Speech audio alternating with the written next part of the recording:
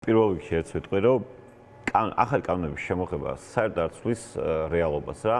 ამათ შეუძლიათ მოგონილი მიზეზით დაგიჭირონ და შესაბამისად არანაირი სხვაობა არ არის რა.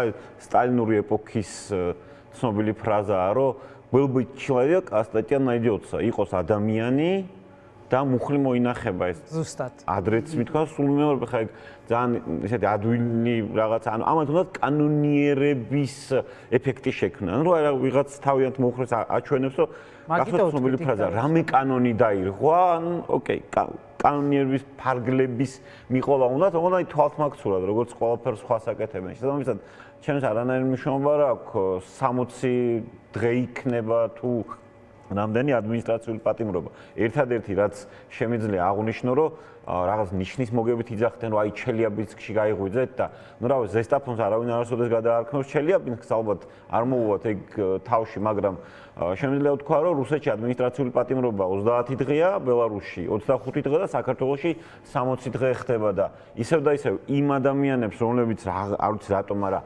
ნიშნს უგებდნენ თავიანთ თანამოქალაქეებს, რომ აი არ გავიღვიძეთ რუსეთში, აბა სად გაიღვიძეთ მეგობრებო? რუსეთში. მართალი ბრძანდა. ხართ ან რუსეთი არ აუცებია რომ სიტყვიერად გადაგარქვან. თუ კი უუფლებო მონის მდგომარეობაში ხარ, რუსულ ყაიდაზე ქონია მოწყობილი ცხოვრება. დანარჩენი რაც შეეხება, ანუ თავად პროცესს, მე რასაც უყურებ, უნდა აკეთო ის, რაც აღიზიანებთ, თუ აკეთებ იმას, რაც აღიზიანებთ, ესე იგი სწორი მმართველობით მიდიხართ. ის გადაკეთონ გააღიზიანათ, ვა, ესე იგი სწორი მმართველობით წავით. და ერთი რაღაცა ძველი ისტორია, ლუი მე-14 როგორც ზრდიდა ნელ-ნელა გადასახაც მარილზე რა.